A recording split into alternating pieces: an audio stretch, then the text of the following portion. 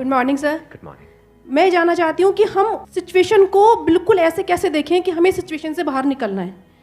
कि मान लो हमारे पास बार बार कोई प्रॉब्लम आ रही है, हम उसे फेस कर रहे हैं, फिर जो आसपास के हमारे सराउंडिंग्स के लोग हैं वो भी टाउंटिंग कर रहे हैं हम पर, नहीं तुमने पहले भी ऐसे किया था, अब फिर तुम फेल हो जाओगे इसमें, तो वहाँ जा करके हम स्टक हो जाते हैं और फिर हमारा कॉन्फिडेंस लूज हो जाता है। हम एग्जैक्टली कहाँ स्टक हो जाते हैं, जिसको आप जो वर्ड यूज कर रहे हो स्टक हो जाते हैं, मतलब आप कह रहे हो कि हम अपनी थिंकिंग में स्टक हो जाते हैं। थिंकिंग में स्टक हो जाते हैं, राइट? कि हम ओवर थिंकिंग में चले जाते हैं। ओवर थिंकिंग कि हम बैठे बैठे बस सोचते रहते हैं कि ऐसा क्यों हुआ, क्या हुआ, ऐसा नहीं होना चाहिए, कि हमारे में कुछ कमी ऐसा हो गया तो क्या होगा, वैसा हो गया तो क्या होगा, मैं दोबारा भी ट्राई किया नहीं हुआ तो क्या होगा। हम जानते हैं कि पहले भी ऐसा हुआ था, फिर हमने उसे ओवरकम कर लिया, लेकिन बार बार वही चीज आते आते फिर वही ब्रेन का जो कंफर्ट जोन है हम फिर वहीं स्टक होने लगते हैं। और जिस कंफर्ट जोन की आप बात कर रहे हो वो एक्चुअल में ओवर थिंकिंग वाला जोन है। ओवर थिंकिंग वाला जोन है, मतलब बैठे बैठे बस सोचते रहते हैं जैसी हमारी कंडीशनिंग हुई है, कर कुछ नहीं पाते हैं। करते भी हैं तो थोड़ा सा करना शुरू करते हैं, उसके बाद वापस से वो थॉट्स हमारे ऊपर हावी हो जाते हैं। राइट? यही आप कह रहे हैं। राइट सर, प्रॉब्लम जो है इतनी ज़्यादा, क्योंकि एक्चुअली क्या लाइफ में अगर कुछ अच्छा होता है तो शायद हम प्रॉब्लम से इजीली निकल जाते हैं, बट बैक टू बैक जब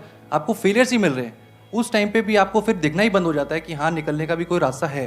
प्रॉब्लम सबसे बड़ी पता है क्या है? कि सबको यही लगता है कि हमारी प्रॉब्लम सबसे बड़ी है। अगर यहां पर मैं एक एक करके सबको बोलूं कि आप बताओ कि आपकी लाइफ में क्या क्या प्रॉब्लम्स आई या अभी क्या प्रॉब्लम्स चल रही है, तो आई एम श्योर कोई सोच भी नहीं सकता कि अच्छा ऐसी ऐसी प्रॉब्लम्स भी कोई फेस कर सकता है क्या। तो इन प्रॉब्लम्स के बावजूद भी कुछ लोग आगे बढ़ पाते हैं, कुछ नहीं बढ़ पाते हैं। That is the big question कि एग्जैक्टली हम स्टक कहां पर होते हैं। क्या हम एक्चुअल में लाइफ में प्रॉब्लम्स में फंसते हैं या उन प्रॉब्लम्स को लेकर के जो हमारी थिंकिंग है वहां फंसते हैं? सबसे पहले ये चीज हमको क्लियर होना चाहिए। तो जो हम कह रहे हैं फंस गए हैं, हम एक्चुअल में प्रॉब्लम्स में नहीं फंसे हैं, क्योंकि प्रॉब्लम्स तो सबकी लाइफ में है। हम एक्चुअल में थिंकिंग में फंस जाते हैं। राइट।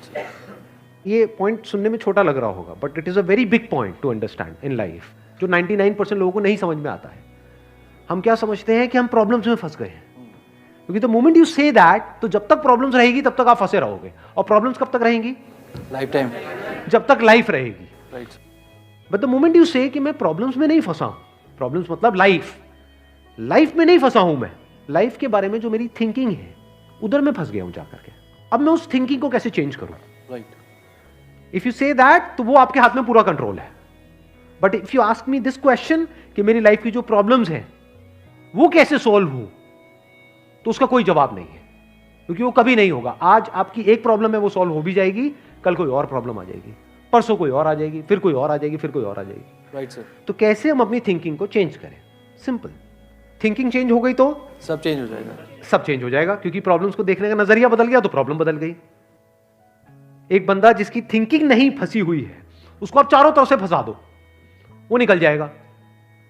लेकिन जिसकी थिंकिंग फंसी हुई है, उसको आप जा करके दुनिया जहान के सारे रिसोर्सेज दे दो, पूरा का पूरा खजाना भी दे दो, तब भी वो नहीं निकल पाएगा, तब भी रोएगा बैठ करके कि क्या मेरे को चारों तरफ खजाने से कैद कर दिया। अरे भाई, खजाना है, कैद नहीं है। देखा ना ऐसे लोगों को जिनके पास में सब कुछ है लेकिन रोते रहते हैं। तो सब कुछ मिलना इज नॉट अ सॉल्यूशन। जिनकी लाइफ में कोई प्रॉब्लम नहीं है वो भी रो रहे हैं। सो अब आता है कि इसका सॉल्यूशन क्या है, कि we are stuck in our thought process, how to get out of it. तो सबसे पहली चीज ये समझनी है, ज्यादा सोचने से कुछ नहीं होता है, सही सोचने से होता है। अभी सही सोचना क्या है? What is right thinking, not positively सोचना। इसको भी ध्यान से समझ लेना। पॉजिटिव सोचना क्या सही सोचना होता है? फॉर एग्जाम्पल, आगे आप जा रहे हो, किसी जंगल में हो और आगे दलदल है और आप पॉजिटिव सोच रहे हो, मेरे साथ में कभी कुछ गलत हो ही नहीं सकता, मैंने ताबीज पहना हुआ है, ये मुझे बचाएगा। बहुत लोग हैं बहुत पॉजिटिव है लाइफ को लेकर के, बट क्या उनकी सोच सही है? अभी सही सोचना क्या है? सर मेरे हिसाब से मतलब इंटेलिजेंसी से सोचना, कि मतलब कुछ ऐसा सोचे कि आगे जाके हमें कोई हानि ना हो, कि एक इंटेलिजेंट माइंड से सोचे। अभी इंटेलिजेंट क्या है और फूलिश क्या है? एक है फूलिश तरीका सोचने का, बेवकूफों की तरह सोचना, एक है इंटेलिजेंस के साथ में सोचना। What is intelligence? जिसको हम इंटेलिजेंस कहते हैं वो इंटेलिजेंस क्या है? साइंस को इंटेलिजेंस कह सकते हैं? नहीं कह सकते। नहीं कह सकते। तो किसको कहोगे? सुपरस्टिशंस को इंटेलिजेंस कहोगे? सुपरस्टिशंस मतलब क्या? बिलीफ, कुछ भी मान रखा है, उसको पकड़ के बैठे हुए, उसके हिसाब से एक्ट कर रहे हैं। उसको इंटेलिजेंस कहोगे या साइंस जिस तरीके से आगे बढ़ रही है उसको इंटेलिजेंस कहोगे? एग्जैक्टली। तो साइंटिफिक वे ऑफ थिंकिंग समझना पड़ेगा, वो क्या है, उसको अपनी लाइफ में लगाना पड़ेगा, तब आप कह सकते हो आपकी जो थिंकिंग है वो सही है। अब ये साइंटिफिक थिंकिंग मतलब क्या? रियलिटी को एज इट इज देख लेना, दैट इज साइंटिफिक थिंकिंग। यही तो है, और क्या है? There are laws of this universe, उसको एज इट इज देख लेना, उसको ऑब्जर्व करना, यही तो है साइंटिफिक थिंकिंग।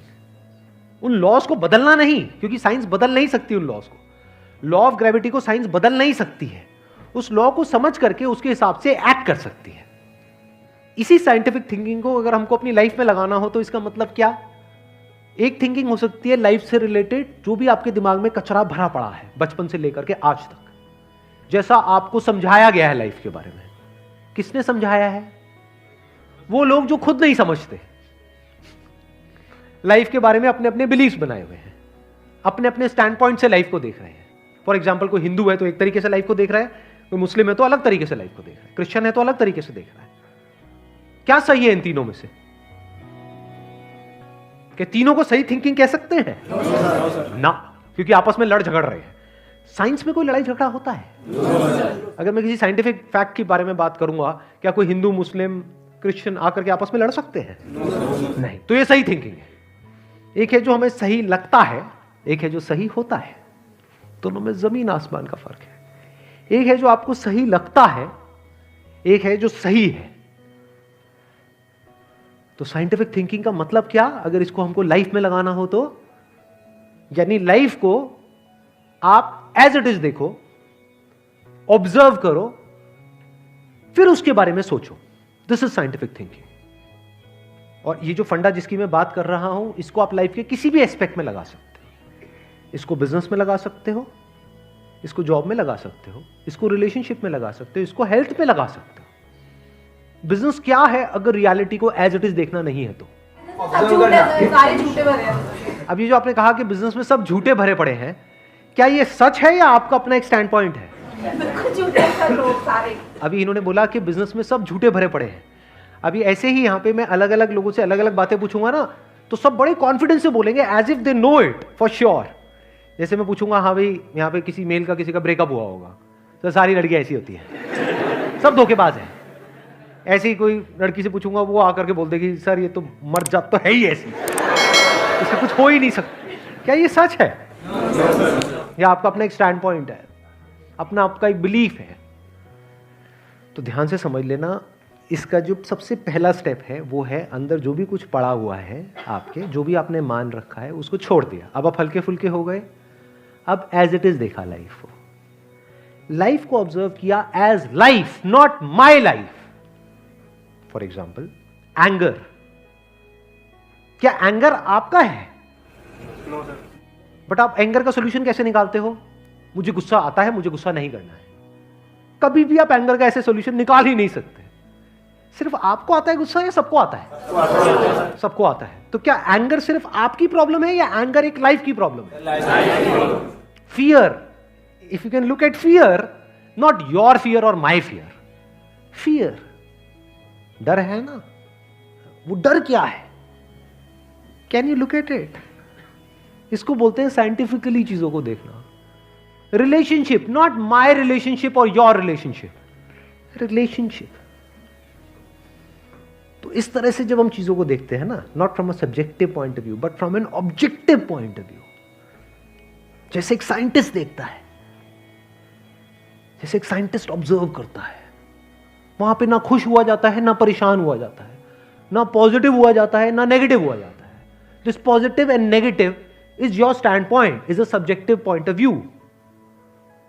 इन ऑब्जेक्टिव रियलिटी उसमें खुश क्या होना है और दुखी क्या होना है, वहां पर सब कुछ क्लियरली नजर आ रहा होता है। वहां पे कभी भी हमारी थॉट प्रोसेस स्टक नहीं होती है, हम फंस ही नहीं सकते। बिलीफ्स में आप गारंटेड फंसोगे, शॉर्ट टर्म में वो अच्छे लग रहे होते हैं क्योंकि वहां पे कंफर्ट मिलता है। जो भी हमने मान रखा है, अगर उसको पकड़ करके हम बैठे रहें और उसमें गोल गोल घूमते रहें तो बड़ा कंफर्ट मिलता है, लेकिन आगे जाकर के वो हमको फंसा देता है, एंटैंगल्ड कर देता है। बट जो रियलिटी है वो धीरे धीरे धीरे धीरे आपको आजाद करती रहती है, जितना आप रियलिटी को समझ जाते हो उस लेवल तक। यानी कि अगर इसको मैं पूरा समअप करूं जो भी मैंने अब तक कहा है उसको, ये सेशन शुरू कहाँ से हुआ था? फेलियर से हुआ था कि एक के बाद एक हमने लाइफ में बहुत सारे फेलियर्स फेस करे हैं। तो अब अपने फेलियर्स को ऑब्जर्व मत करो, अपने को बीच में से हटा दो, ऑब्जर्व करो ये जो फेलियर्स हैं ये क्या है। तो you will start seeing the nature of those failures, you will start seeing the causes of those failures. For example मेरी लाइफ है, अगर मेरे को उसको ऑब्जर्व करना है, 2 तरीके हो सकते हैं। एक ये, अब मैं अपनी लाइफ में थोड़ा सजा रहा हूं जिससे कि आप उसको रिलेट कर सको। मैंने पास में कुछ गलतियां करी, बहुत बड़ी बड़ी गलतियां करी, मेजर लॉसेस हुए। तो एक एंगल तो ये हो सकता है मैं ऐसा कैसे कर सकता हूं। दूसरा ये है कि मैं ऑब्जर्व करूं कि एग्जैक्टली वो गलती क्या थी और उसका कॉज क्या था। तो वो दिख जाता है, अच्छा उस टाइम पे वो ग्रीड बहुत ज्यादा हावी हुई पड़ी थी। अच्छा ग्रीड क्यों हावी हुई पड़ी थी? इतना लालच क्यों आया हुआ था कि हाँ ये करना है, ये करना है, ये करना है, ये क्यों आया हुआ था? और ये बचपन से ऐसी कंडीशनिंग हुई पड़ी थी, बचपन से घर में यही सारी बातें सुनी थी। तो इसलिए I was acting out of that information जो मेरे अंदर फीडेड थी, and that was not correct information. वो सारी इंफॉर्मेशन गलत थी, जिसकी वजह से मैंने जल्दी से एक्ट किया, बिना सोचे समझे, बिना सही थिंकिंग के एक्ट कर दिया, उस वजह से जाकर के फंस गया। तो मुझे उस बंदे ने नहीं फंसाया, मैं खुद फंसा अपने लालच की वजह से। तो अब ये क्लियर हो रहा है हम कैसे देखते हैं। तो वंस वी सी दैट, तो अब मैं उससे पूरी तरह से फ्री हो गया, because I understood something which is very basic in life, जिसकी वजह से पूरी की पूरी लाइफ एक अलग ट्रैक पे निकल गई। क्या समझ आया? कि कभी भी ग्रीड से एक्ट नहीं करना है। अब इसको हम समझते हैं, कैसे समझते हैं? मॉरल साइंस की बुक से। वो सब बकवास है, ये लालच नहीं होना चाहिए, सबके अंदर लालच भरा पड़ा है। बट लालच हमको कैसे फंसाता है, इसको ऑब्जर्व किया अपनी गलतियों के बेस पर, और फिर समझ आया अच्छा ये होता है। लालच से ग्रोथ नहीं होती है। लालच से आप पैसा कमा सकते हो, बट उसको आप ग्रोथ नहीं कह सकते, क्योंकि आप डिग्रेड हो रहे हो, तो आप एक्चुअल में ग्रो नहीं कर रहे हो। एक्चुअल ग्रोथ में उसको कह सकता हूं जो होलिस्टिक ग्रोथ हो, उसको ग्रोथ बोल सकते हैं। आपने पैसा तो कमा लिया, लेकिन डर में जी रहे हो कि मैंने इतने घपले कर दिए हैं, अगर किसी ने पकड़ा गया तो पता नहीं क्या हो जाएगा, क्या फायदा ऐसी लाइफ का? उसको आप ग्रोथ कहोगे? Can you call it growth? ना। तो लालच से ग्रोथ नहीं होती। तो ये चीजें समझना बारीकी से, step by step, step by step, तो आप गलतियों का पूरा नेचर समझ सकते हो। The nature of mistakes, the kinds of mistakes, the types of mistakes, और उनके कॉजेस क्या होते हैं। और जैसे ही हमको ये सब समझ आ जाता है और साफ दिखने लग जाता है, तो वो गलतियां होनी हमसे बंद हो जाती हैं। और जितनी भी गलतियां हो सकती हैं, उन सबके अगर नेचर समझ आ जाते हैं, तो गलतियां होने की पॉसिबिलिटी फ्यूचर में ऑलमोस्ट खत्म हो जाती है। प्लस जब समझ आ गई है उसकी रियलिटी, तो वहां पे ओवर थिंकिंग के लिए जगह नहीं होती है, अपन थिंकिंग में स्टक नहीं होते हैं। Wish you all the very best. Thank you so much for coming.